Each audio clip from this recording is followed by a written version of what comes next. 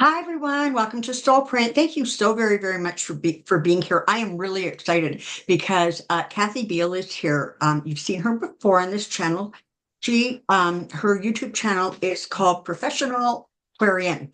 Um, and she's amazing. And for those of you who don't know, a whole bunch of weeks or months ago, I made a statement on my channel saying, is there just somebody who can explain to me what's going on astrologically without like giving me all these details that just confused me? And she reached out to me and she said, here, will this do for you? And I was like, yes, it will. So we have been, she's been generous enough to come on this channel a couple of times and just kind of clear us, ease us through some of the rough patches.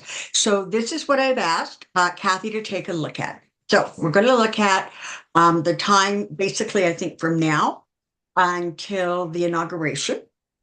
She has charts for both Trump, Vance, Harris and Walz, and the US. So I'm going to sit back and listen, and I'm just going to say, Kathy, welcome to Soulprint, and take it away. Thank you. I always enjoy talking with you. Thank you for having me. I want to start by setting a general framework. And hold on a second. I need to okay that you're recording this. Done. Um, so I'll give you the big comforting piece, and then I'll give you the piece that you're going to go, oh, well, that makes sense. So the big comforting piece is that there is a progression from the first day of the Democratic National Convention to Inauguration Day. There is something that locked into place on that day that culminates on Inauguration Day, on January 20th. That something locked into Kamala Harris's chart in an incredibly energizing way and an important way, and it locked into Donald Trump's chart in a way that I have consistently been saying is the doors of the Iron Maiden closing in on him. And yes, that is a gruesome image, but I want people to understand there is an inevitability and also an incredible level of pain and damage coming to him. Now, what happened specifically was a configuration of planets that represent authority and everybody and expansion of possibilities and the feminine. And the representative of the feminine, Venus, was exactly on Kamala's Venus. So she was the physical embodiment of this propelling forward, but also closing the doors on him. On January 20th, on Inauguration Day, two of the bodies in that configuration, Venus representing the feminine and Saturn representing the governor or the leader or authority, go from being opposite each other, which is what was on August 19th, to standing together. There, that's a signature for a woman president, and it's in the 10th house, which is the most public house when you cast a chart for noon on that day. Now, if it hadn't locked so much into her chart on August 19th, and if that configuration didn't track with what happened when the DNC started, you might say that Venus plus Saturn could be authority squelching women. But because of everything else that's going on, I don't see that being the case at all. Because the way this plays out in Trump's chart and in Vance's chart is female authority figure as open enemy. Okay. And coming at it and hitting the same placement in Trump's chart that indicated, oops, time's up. So everyone know that we have this, there's a trajectory. It's in place. That's the clockwork. Before we get there, between the beginning of September and two-thirds of the way through November, we are at peak Looney Tunes. We are at peak misinformation, secrets coming out, machinations for reasons that are hidden from us, shocking news, shocking disclosures. If you think of the news just during the first full week of October, mind blowing, mind blowing. Oh, really? Stuff being given to the Kremlin. You just go through the list of, we thought this. Oh, the FBI being told not to investigate Justice Kavanaugh. Anyway, there's going to be more and more and more of that. It's going to get crazier than people giving death threats to meteorologists who are attempting to warn them that danger is coming. It's going to get crazier than lies being told about what federal disaster relief is doing. I don't even want to project where it'll go. So just know that you're going to be told a lot of things that make you go, we have all just finally lost our minds. And the reason for this is that the three outermost planets in our solar system, Uranus, agent of cosmic radical change, Neptune, which I call the cosmic fog machine, and Pluto, cosmic agent of unavoidable evolutionary change. The three of them are in cahoots. They're moving they're closely contacting, and they're each finishing up their time in the sign that they've been in. So we've got stuff going back from 2008. That's Pluto's start in Capricorn.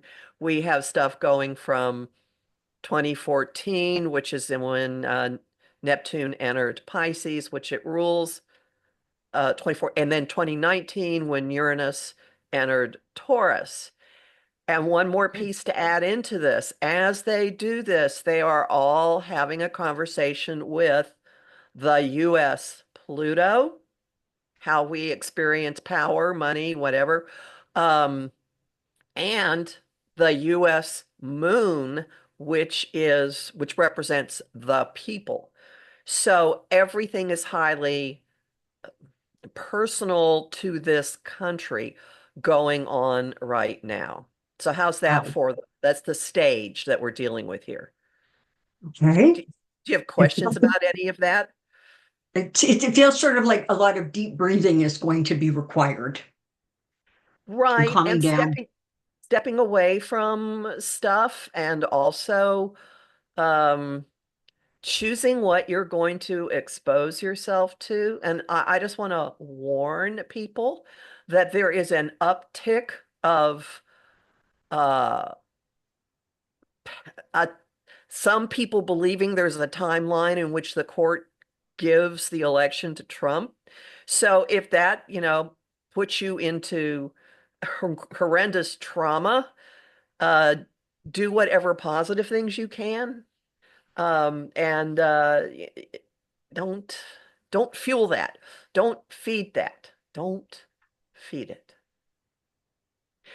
Um, I think we're entering into a time where there's going to be so much misinformation. It feels like people have to be really discerning about what they're taking in and recognizing that it's whatever they're taking in, even the really good positive stuff is a piece of a puzzle. yes. And it's going to be a while until we are able to see the whole picture. But it sounds like a bit of a bumpy ride. Yeah, yeah, yeah. And and I've heard you speaking in terms of post-traumatic stress. Yeah. I would my view on that is that we haven't hit post. We're in persistent traumatic stress, That's and accurate. uh and keep that in mind. All right. So when you find yourself going, oh my God, I don't know how much longer I can deal with this. Anybody who has dealt with an abuser, anyone who has had their mind messed with, anyone who has been gaslit is having all kinds of trauma reawakened by things that are happening now, and know that you're reacting to time present, but you're also reacting to everything else that has brought you to this point. I personally believe baths are really useful. Um, I came up with, well, it's a kind of raw ritual, but it might work for some people. And that is when you find this stuff building up in your body, open the lid to your toilet and put your hands over it and shoot whatever it is out of you into the toilet bowl and then flush it I like down the that. drain. Yeah. I do the one with like in the shower, like washing it down the drain. Good. Yes, Right. that's a good one too. Yeah. But I like that. That's useful. You can do that anytime you're taking a shower. Uh, Mhm. I however, like the toilet one though, I gotta say, right? It's a little bit more there's a literal, right? well, yeah, and there's a bit of the imagery that really helps. Yeah. Like this is toxic. This is awful. This is stuff I would just want to process and get Yeah. out of me. Also know that there's a low level of panic. And if you are the slightest bit open, which I think most people who watch this would be, you're picking it up and you may be carrying terror from other people. It might not all be you. So I invite people, if you go to my site, empowermentunlimited.net, I have a free um 1 hour talk called Reclaiming Your Energy that leads you through a number of tools that will be little tricks you can use to get this out of your system. If you go to the link at the top that says shop and then go through the shop, Reclaiming Your Energy, it is zero. It is free. It is free. So you can just have it. It's my Thank public you. service. That's going to be helpful, I'm sure, to a lot of people. Please, I encourage you to check it out. This woman is a master at what she does. Thank you. So I want to move on to what is going to start uh, in the middle of October. That will be very important. There is a full moon on the 17th in the sign of Aries. This is when the sun and the moon are opposite. It's not an eclipse, although it's in the same sign as the eclipse family that we've been in since March of 2023. So full moons always bring things to a head. They bring moments of release. Aries is ruled by Mars, so the emotions can be really fiery. They can be really aggressive. They can be very me, and ignoring other people because the other end of it is Libra, which is people, relationships. However, this one has um, complications. It has a tight square, which is pushing you forward from the ruler of Aries, Mars, god of war, is slamming against the moon. In fact, it's monkey in the middle. So both logic and emotion are pushing on um, fast action and being a hothead. But opposite all this is Pluto at the very end of Capricorn. So to explain, Pluto in Capricorn has been dredging up and bringing to light things that aren't working, corruption, rot, decay, in where we put our feet on the ground, in family systems, in institutions, in infrastructure, in foundations. And That's so been going on for a lot of years, right? Like 18 years Yes, or something. 2008. Yeah, that's a January really long time. 2008, it Okay. started. And it's ducked out briefly into its next mode of expression, but in the beginning of September, it moved back to this final degree. And on the 11th of October, Pluto has station direct, meaning that it's headed toward the exit door. It leaves on November 18. So, Pluto is just parked at this incredible bearing down. Let's get as much junk out And it's also in this challenging relationship to the sun and the moon. So we have basically what's called a grand cross.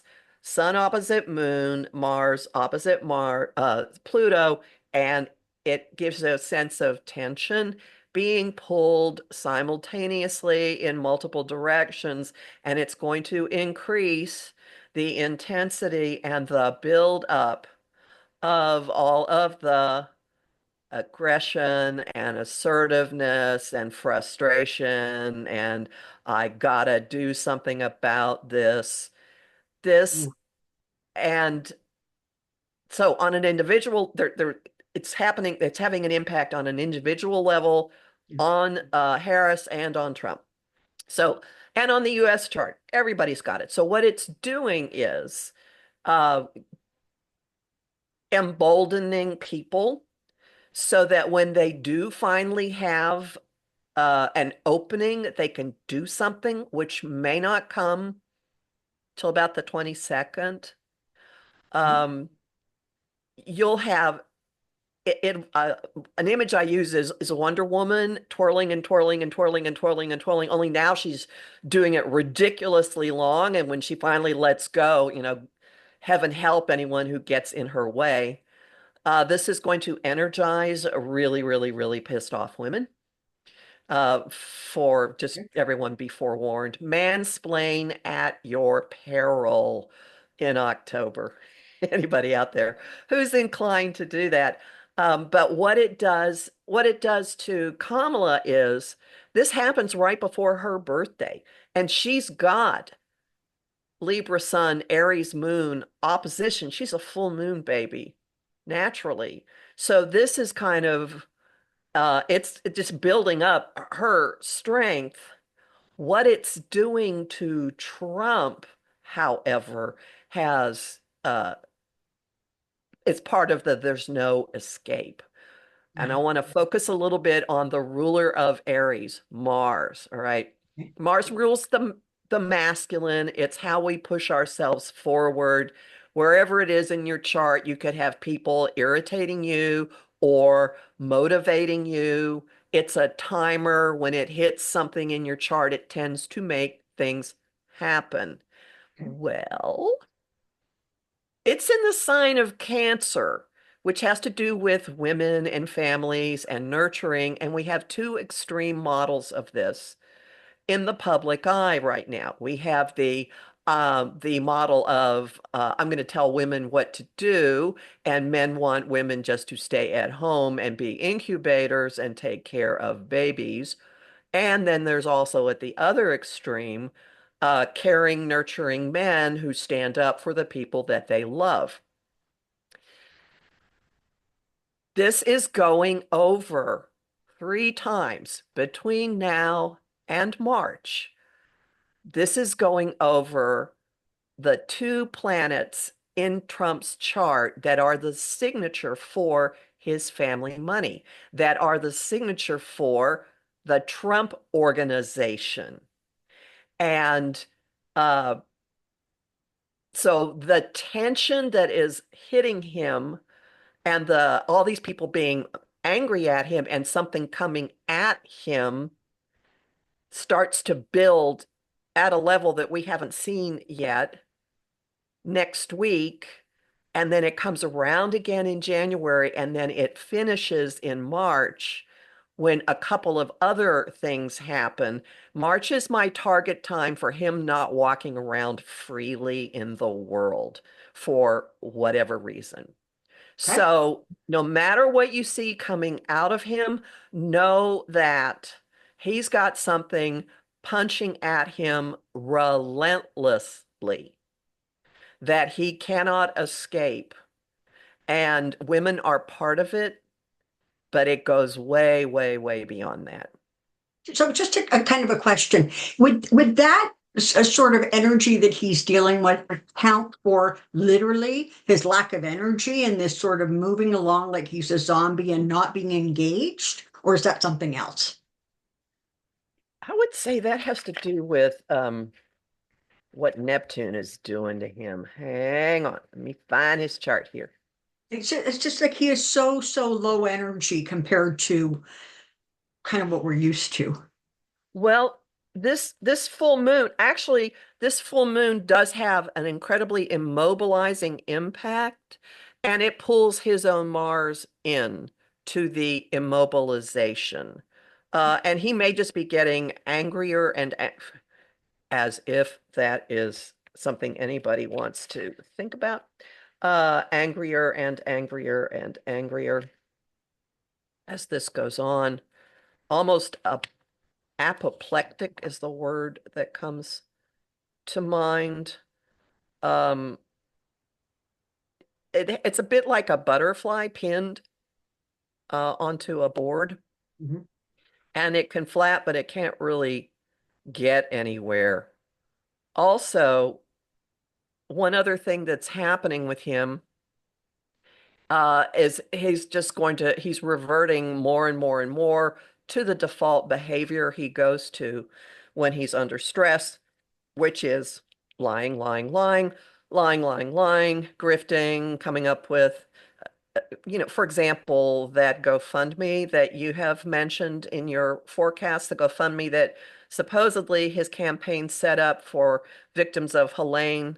That's a doesn't that look like a money laundering vehicle? I mean, honestly, just like the watches, like, oh, we don't even guarantee that we're going to deliver them. Here, just Yeah. give us money and no one will trace it. Um, so that's part of it, but also there's an element here too of just descending more and more and more into a world that has nothing to do with what physical reality is like. So that's going on with him as well. Very, very much so. I will also mention with him, there's one influence that's been hitting his place in the world like a wrecking ball. If you look at a chart, there's a line that goes straight down the middle that delineates where you are at home in the world and where you are out in public. So it's home and career, family and public life. So the wrecking ball has hit the top part once. It's heading back for it, and it will be exactly there in what was that month I mentioned? March. And before then, there is another influence using a very arcane forecasting technique that puts um, Pluto in that same spot in November. So he has stuff that's absolutely destabilizing his connection to everything. I mean, it's everything. Career, public reputation, family. I would imagine something's going on with his marriage, where his physical home is, all of those things complete just about to collapse completely. It's like a protracted month long, many month long tower moment again and again and again and again with um, things detonating all over the Yeah. place. Wow. Okay, so he's going to be fun to deal with. Exactly. And he will just resort to spin, to lies, to I don't know. I don't know. Is the Apprentice documentary coming out? That would be a piece of just really making him making him crazy. But there is also a component of this is increasingly believing what he's saying, or an increasing blurring between um, reality and his experience of things. And and that has looked anyway. So those of you who are freaking out over, oh no, what's going to happen with him? Um, he's physically and mentally not capable. He isn't even really in proper puppet or marionette working order at this point. And if you worry about, oh, okay, I mean, there are some people who think, oh, there's this move afoot to get things going for just get him in and then take him out and put Vance in. Well, on Inauguration Day, Vance has a female authority figure as an open enemy. So I don't think that's It'll coming work for from him. him. Yeah. Yeah. Mm-mm. Now, I want to talk a little more about Mars because it's going to stay in this challenging relationship with Pluto until November 5th, which is election day. And so Yes. this hits its peak right right before election day. And as Mars moves ahead, it's going to be slamming the US Pluto. It's going to be in an uncomfortable relationship with the US moon. Um, and the issue of who are women, and big issues of what constitutes the family, tribalism, if you want to say nationalism, whatever, that's all going on with this. So right before the election, Mars and Pluto make their final opposition, which is a real standoff. And we've got the god of war facing down the god of death right before the election. Now, one colleague of mine, whom I greatly, greatly admire, has been focusing on this and saying something is going to go very, very unexpectedly because of this. Now, they're both at the very, very end of their signs, which does make things really extreme. But I go back to we've been living through this.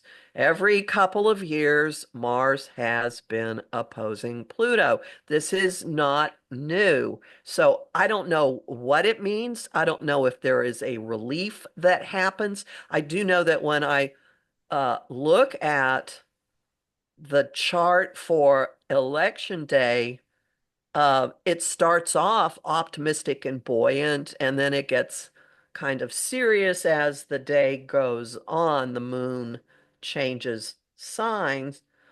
But the big question I have about looking at how that plays into all the charts is the election's already started. Voting is already happening. So I do not know at this point how much emphasis is really appropriate to put on the chart of the actual election day because so many ballots have already been cast. Yeah. I don't know. We'll have to wait and see. But Question. I keep distracting you, but so one, I can just hear my viewers saying, does that mean that, does that have any impact? Is that going to increase the likelihood of sort of problems with people in a line getting hassled or issues at polling stations? Or is that like not likely to impact? You know, because some well, people are getting scared to vote on election day because they're hearing all kinds of stories about what may or may not go on. I would I would say let me find the US chart and election day. That the real power games will be in the days immediately leading up to it. Okay, good. Because by the time November 5th rolls around, Mars moves into um, territory that is very empowering. Actually, it's very empowering for everybody. Um, so I don't, I will say it looks like there's going to be a huge turnout, that there will be open information warfare mounting and mounting and mounting. So people may want to be incredibly mindful of what news reports they watch.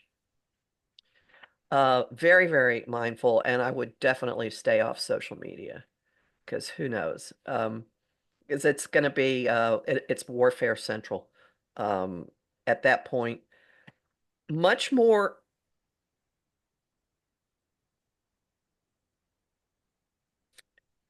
there are things in this that seem to indicate it's time for a change, not going back to same old, not going back to patriarchal stuff, not going back to women having their rights imperiled.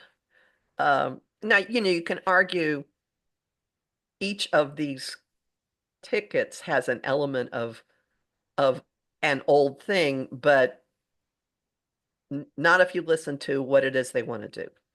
Um, and there's definitely something groundbreaking about a woman president, and that does fit with Uranus, which is the planet of change, in the sign of Venus, which is Taurus, of Venus rules Taurus, and slamming into the US moon.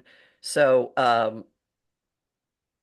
I, there are many ways you can look at this and say it spells female president, female president, female president. There are a few things in December that are going to end up being important.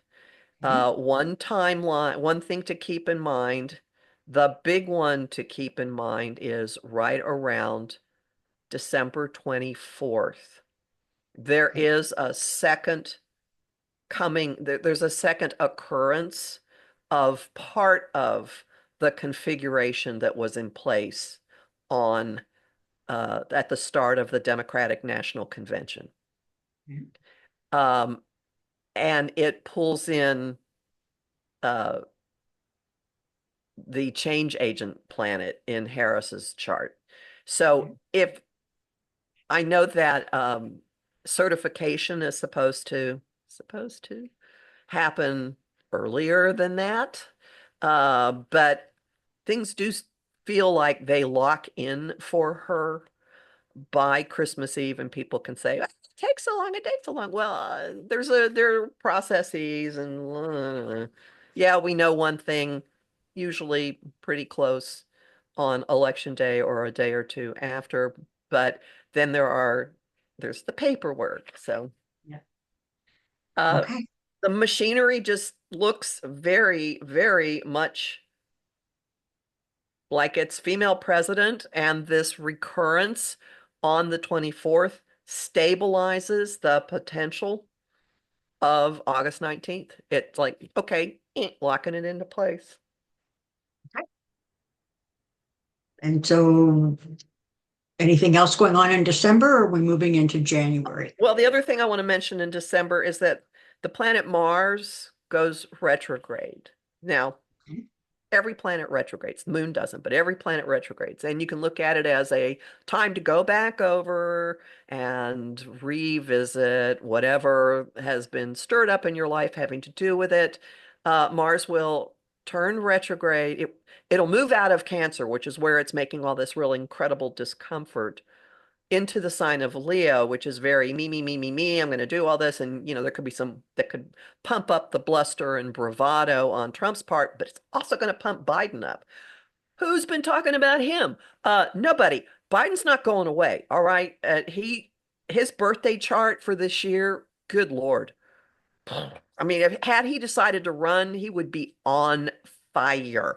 So those of you who like to think of, like to warm yourself with Dark Brandon. Oh, he's here. He will continue to be here. But okay, so Mars goes retrograde on December 6th, and in January it scoots back into Cancer. I bring this up because Mars is going to actually be in Cancer for an extraordinarily long period of time because of this retrograde. And that's why Trump gets to revisit this stuff in January when Mars trumps backwards over his little signature for his money. And then in March when it trumps forward over his little signature for his money. So the issues that are being stirred and stoked now, and especially with the Aries full moon, which immobilizes us and gets us really, so that we all want to be like the old movie Network and open our windows up and scream, I'm mad as hell and I'm not going to take it any longer. Um, every fight song you can think of, it's going to be part of this. Um, it's what's happening now, we get to revisit. We revisited in January, we revisited in March, and there will be consequences because Trump's planet of consequences is involved in this. So there will be consequences, consequences, consequences for him. For the rest of us, whatever is being stirred up in you right now, you will be revisiting and then acting forward, acting upon. So the issues of right now carry into March. Okay. Good heads up. One other thing about Mars going retrograde in December is uh, are going to probably be more internal.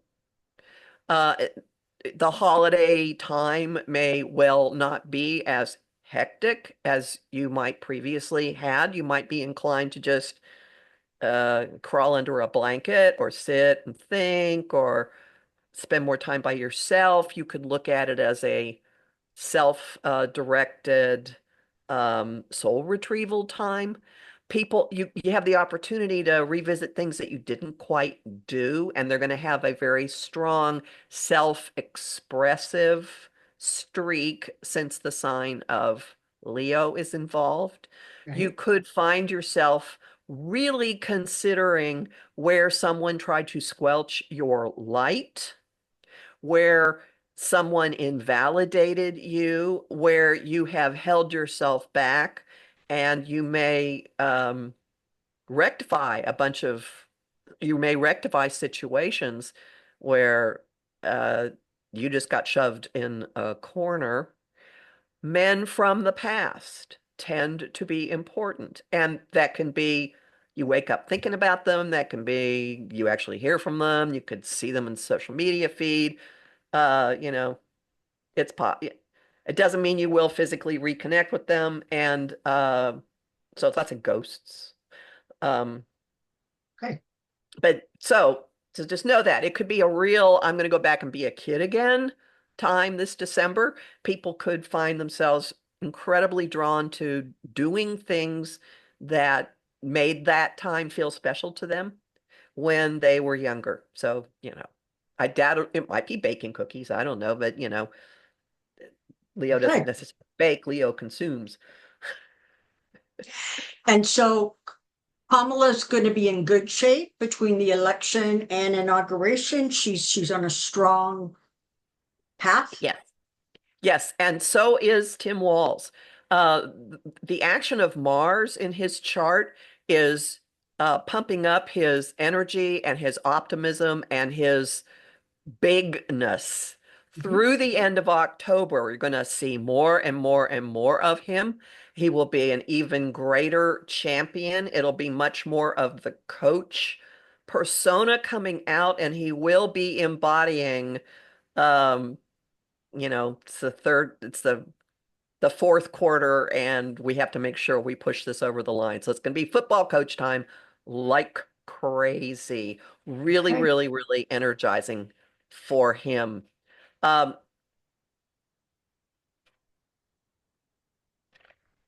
yeah, Okay. And the US should also be able to cope with all of this crazy that's going to be going on. just know that there are a couple of things about the US chart. The first one is we are going through something that parallels the time of Reconstruction, right after the Civil War was over. And there was a victimization. The planet that represents racism and fundamentalism in the US chart is getting stirred up in the same way it did then. And in the period immediately following the Civil War, the moneyed interests managed to terrify poor whites about what blacks were going to do when economically the interests of the whites and the freed slaves were actually pretty similar, but moneyed interests inserted this divisiveness that stoked racism. And we're seeing that now again. So there's a segment of the population that is white that may not be doing all that well economically and is being given a demon to blame things on. It's like a repeat of what happened. So that's one thing that's going on, Right. unfortunately. So that's unresolved slavery issues, but also unresolved issues about the role that religion was to play, because there were early colonists who were coming here for religious freedom, but some of them wanted freedom only for themselves and wanted to, I mean, the Pilgrims were not a really tolerant group.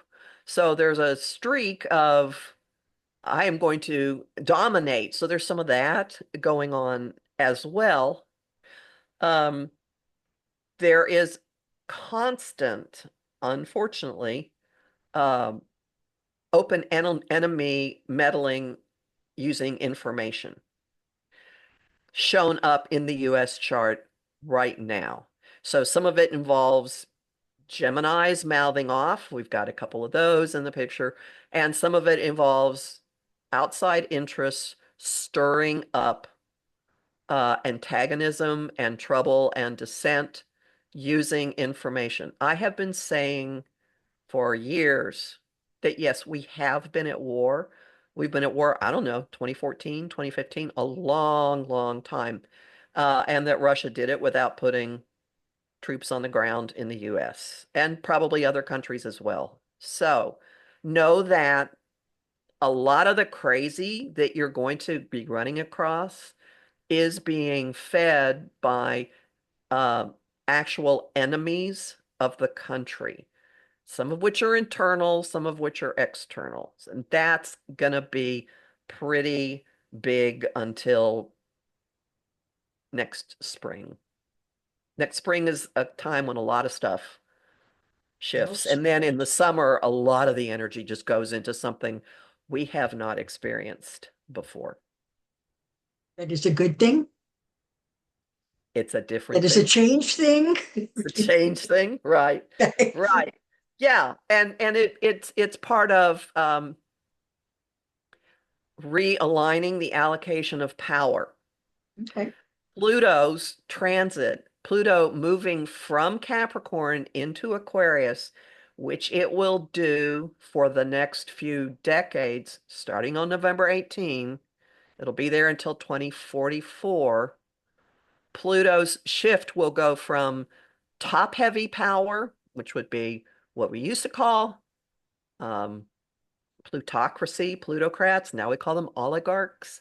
Uh, Few people have incredible wealth disparity. A couple of people having a whole lot of wealth, and then, or corporations moving from that to more across the board power. And the example of that we've already witnessed, that I will point everyone to, when Pluto was briefly in Aquarius this summer, the day that Biden withdrew from the campaign and handed the torch to Kamala, Pluto, there was the full moon in Capricorn at the very last degree of Capricorn, with Pluto at the very first degree of Aquarius. It was kind of a bridge between the old way of doing things and the new way of doing things.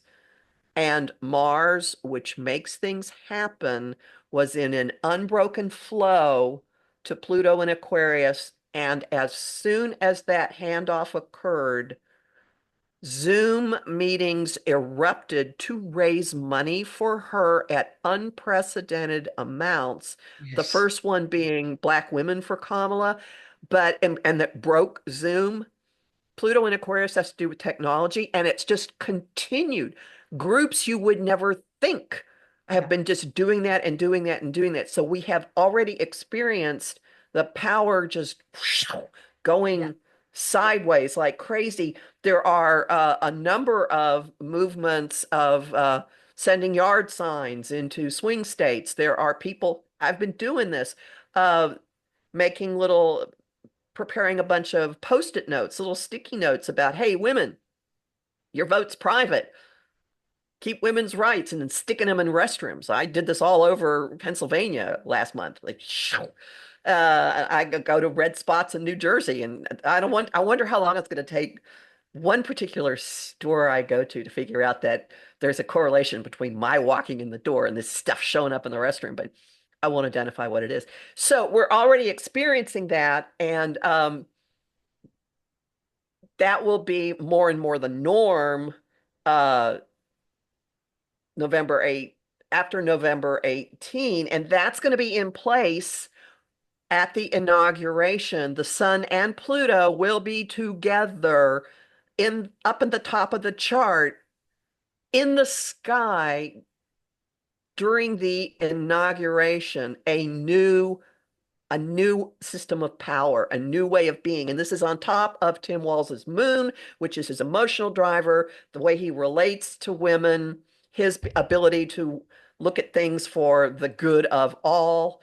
And then the stuff that's happening later next year is going to be in a cooperative relationship with that new way of being. Took me a while to get to it. Sorry.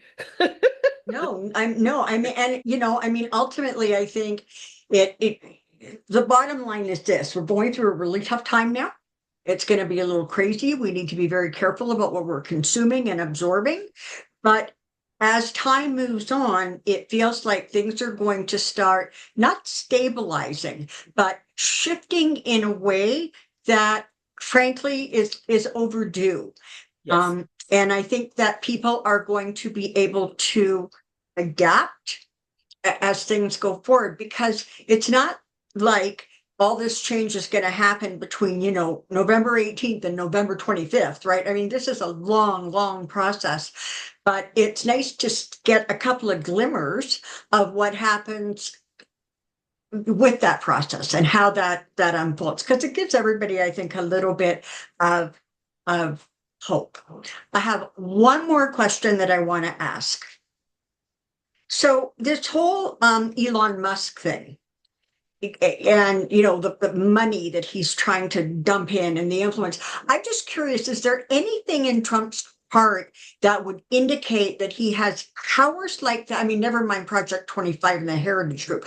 Is there anything in his chart that either is like a plus for him or ultimately might end up being a drawback for him in terms of that kind of monetary influence coming at him?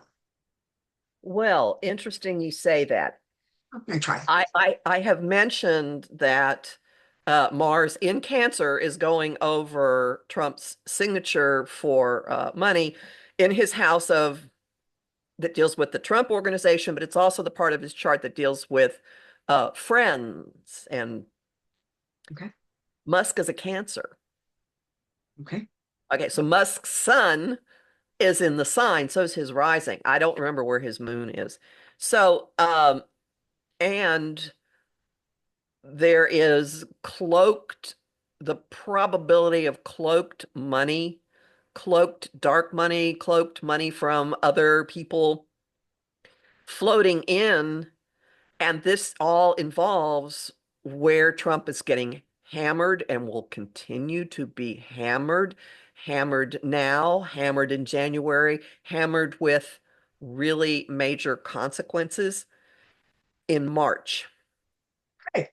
And there's stuff going on that also plays into his the vapor of his finances, the illusion, the dust, the whatever.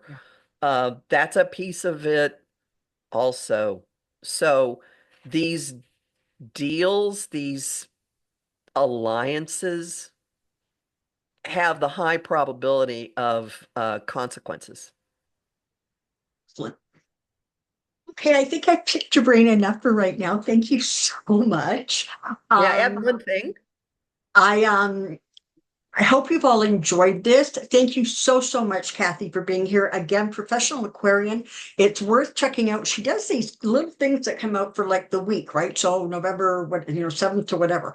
And they're really, really helpful. They just sort of give you a taste of what's going to be going on that week, sort of like personally, not politically, just sort of in the skies. And it's kind of nice to just check in every once in a while and kind of see, because there's definitely kind of some correlation between what she says and then what we all end up experiencing. So again, thank you so, so very much. Put May your I add comments one in the last thing? comment section. And is there anything you would like to say in signing off? Yes, actually, there's one thing I want to add. Yeah. I am talking about this new influence of Pluto in Aquarius from a human and not an astrologer perspective on Sunday, October 27th. It's a Zoom talk, so you can tune in from anywhere. And if you go to my website, it says Pluto in Aquarius talk. Hit that link and gives you information about it. And I'll be talking about what's happened with shifts in experience of power other times that Pluto has been in Aquarius. It's there like every 254 years. So there's And that. I'm sure none of us remember what happened 254 years ago, so it's probably a good thing to check in and see what's going on there. French Revolution, Thank American you. Revolution. Thank you. All You're right, very everybody welcome. else, Thanks, take good everybody. care, be well, and we will see you soon. Bye-bye for now. Bye.